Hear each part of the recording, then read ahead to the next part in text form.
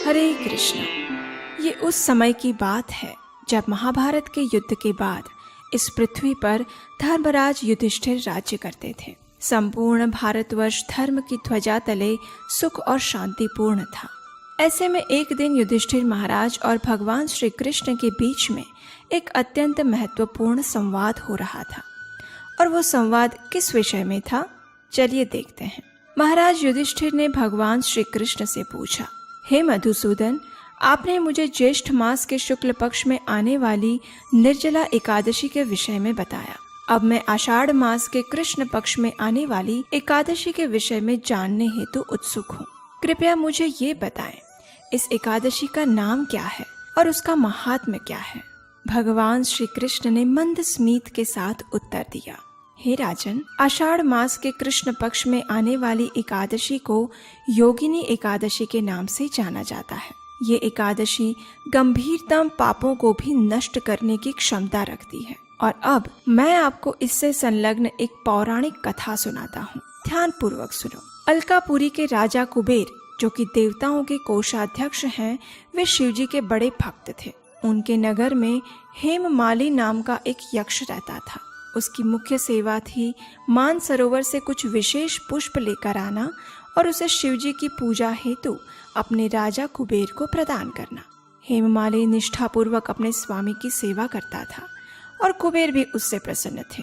अब यहाँ तक तो सब ठीक चल रहा था, लेकिन इस यक्ष हेममाली की एक कमजोरी भी थी, और वो थी उसकी सुंदर पत्नी विशालाक्षी। जी हाँ, हेममाली अपनी पत्नी के प्रति इतना आसक्त था कि एक दिन क्या हुआ कि वह प्रातः मानसरोवर से पुष्प लेकर तो आ गया, लेकिन सीधा उसके स्वामी कुबेर के पास जाने के बदले वह अपनी पत्नी के पास पहुंच गया। और बस फिर क्या था, पत्नी के साथ आनंद प्रमोद करते हुए उसे समय का ध्यान ही नहीं रहा। और इस तरफ राजा कुबेर अपनी पूजा के लिए पुष्प की प्रतीक्षा करते रहे। प्रतीक्षा करते करते 6 घंटे का समय व्यतीत हो गया। बिना पुष्प के पूजा न होने के कारण क्रोधित कुबेर ने उसी क्षण एक सिपाही को हेममाली के पास भेजा। सिपाही जब हेममाली के घर गया तो उसने हेममाली को अपनी पत्नी के साथ विनोद करते हुए पाया, और ये सूचना सिपाही ने तुरंत जाकर अपने राजा कुबेर को दी। बस फिर क्या था, अब कुबेर के धैर्य के सारे बांध टूट गए। इस तरफ हेममाली को भी जब समय का भान हुआ तो उसे अपनी भूल समझ आई, और प्रायश्चित करने हेतु वह उसी क्षण राजा कुबेर के पास पहुंच गया। भय से उसके पैर और जीवा कांप रही थी। वह हाथ जोड़कर राजा कुबेर के समक्ष खड़ा हो गया और उनसे क्षमा याचना करने लगा। लेकिन कुबेर के क्रोध की ज्वाला अत्यंत भयावह थी। उन्होंने अत्यंत रोष प्रकट करते हुए हेममाली से कहा, हे मूर्ख, आध्यात्मिक सिद्धांतों को नष्ट करने वाले महापापी, अपनी पत्नी के प्रति तुम्हारी अत्यधिक आसक्ति के कारण आज तुमने मेरे आराध्य देव शिवजी के प्रति अपराध किया है। इसलिए मैं तुम्हें श्राप देता हूँ कि इसी क्षण तुम्हारा पतन हो जाए, तुम्हारा संपूर्ण शरीर कोढ़ की बीमारी से ग्रस्त हो जाए, तुम पृथ्वी पर इस यातना की सजा भुगतो और अपनी पत्नी से सदा सर्वदा के लिए दूर हो जाओ। अब देखिए, कुबेर का श्राप मिथ्या कैसे हो सकता था। उसी क्षण हेममाली का पतन हुआ और वह कोढ़ से ग्रस्त जर्जरित शरीर के साथ पृथ्वी लोक में आ गिरा। भूख और प्यास से पीड़ित अपने शरीर की पीड़ा को सहता हुआ हेममाली जंगलों में भटकने लगा। इस प्रकार अनेक वर्षों तक वह इस यातना को भुगतता रहा, लेकिन पूर्व जन्म में शिवजी की उपासना में सहायता करने के कारण उसकी चेतना शुद्ध और सात्विक बनी रही। जंगलों और वनों में भटकते हुए एक दिन वह मेरु पर्वत पर जा पहुंचा। वहां ऋषि मार्कंडेय, जिनकी आयु 7 कल्प जितनी है, उनके पास जा पहुंचा। महान तपस्वी ऋषि को देखकर हेममाली ने उन्हें दूर से ही दंडवत प्रणाम किए। करुणामय ऋषि मार्कंडेय ने उसे अपने पास बुलाया और उससे पूछा, हे वत्स, तुम कौन हो और इस प्रकार इस जंगल में किस उद्देश्य से आए हो। ऋषि की प्रेम पूर्ण वाणी से गदगद होकर हेममाली ने अपने पूर्व जन्म का सारा वृत्तांत कह सुनाया और अंत में हाथ जोड़कर इस प्रकार कहा, हे ऋषिवर, पूर्व जन्मों के कुछ पुण्य कर्मों के कारण मुझे आपके दर्शन प्राप्त हुए हैं। कृपया आप मुझे इस पाप से मुक्त होने का मार्ग दिखाएं। हेममाली की प्रार्थना सुनकर ऋषि मार्कंडेय ने कहा, हे पुत्र, आने वाले आषाढ़ मास के कृष्ण पक्ष में योगिनी एकादशी आएगी। यदि तुम इस एकादशी व्रत का दृढ़ता और निष्ठा पूर्वक पालन करोगे तो इस व्रत के प्रभाव से तुम उसी क्षण सभी पापों से मुक्त हो जाओगे। ऋषि के सांत्वना युक्त वचन सुनकर हेममाली की आंखों में अहोभाव के अश्रु प्रवाहित होने लगे। उसने ऋषि के प्रति अपनी कृतज्ञता व्यक्त की और योगिनी एकादशी व्रत के पालन का संकल्प लेकर वहां से चला गया। जब आषाढ़ मास आया तो उसने योगिनी एकादशी का श्रद्धा और नियम पूर्वक पालन किया। व्रत के दिव्य प्रभाव से उसका शरीर कोढ़ मुक्त हो गया और अपने पूर्व जन्म के शरीर को प्राप्त करके वह अपनी नगरी अलकापुरी वापस लौट गया। कथा का समापन करते हुए भगवान श्री कृष्ण ने कहा, हे धर्मराज युधिष्ठिर, जो भी व्यक्ति इस योगिनी एकादशी व्रत का पालन करता है उसे 88,000 ब्राह्मणों को भोजन करवाने का पुण्य फल प्राप्त होता है। वह हर प्रकार के पापों से मुक्त हो जाता है और जीवन के अंत में आध्यात्मिक लोक में प्रवेश करता है।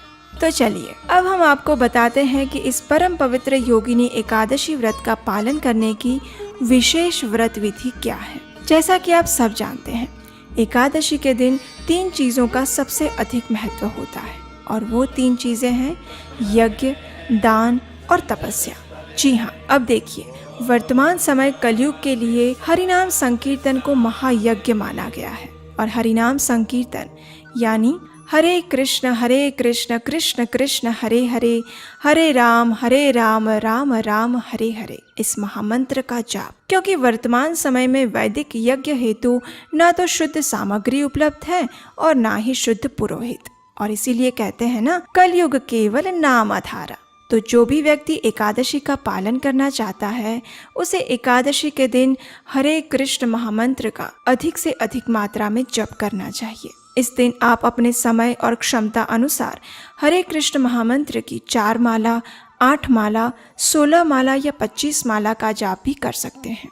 दूसरा महत्वपूर्ण कार्य है तपस्या।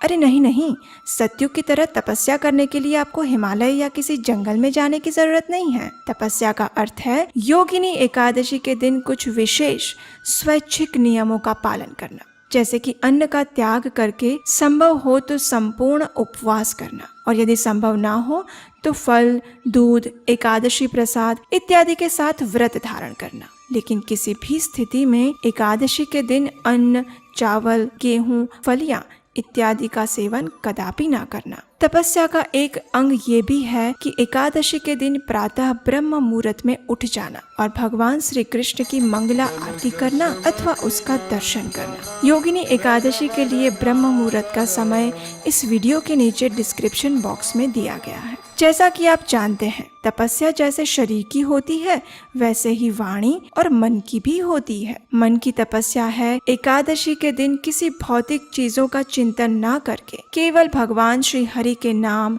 रूप और गुण पर ध्यान केंद्रित करना, और वाणी की तपस्या है निरर्थक भौतिक चर्चाएं, दूसरों की निंदा इत्यादि से दूर रहना। और तीसरा सबसे महत्वपूर्ण कार्य जो एकादशी के दिन करना चाहिए वह है दान देना। जी हाँ, जो भी व्यक्ति एकादशी व्रत का पालन करता है उसे अपनी क्षमता अनुसार सुयोग्य व्यक्ति को दान देना चाहिए। यह दान आप अपने घर के आसपास किसी मंदिर में या सुपात्र व्यक्ति को दे सकते हैं। यदि आपको लगता है कि हम प्रामाणिक अथक प्रयास द्वारा शास्त्रों से प्रमाणभूत जानकारी आपके समक्ष प्रस्तुत करते हैं और यदि आप वैदिक सभ्यता के इस संदेश को जन जन तक पहुंचाने में हमारी सहायता करना चाहते हैं तो आप हमें इस प्रयास के लिए भी दान दे सकते हैं। यदि आप चाहे तो आने वाली एकादशी के लिए आप हमारे वीडियो को स्पॉन्सर कर सकते हैं। इसके लिए आप जो भी दान देना चाहे वह हमें गूगल पे, फोन पे या नीचे डिस्क्रिप्शन बॉक्स में दिए गए लिंक पर जाकर दे सकते हैं।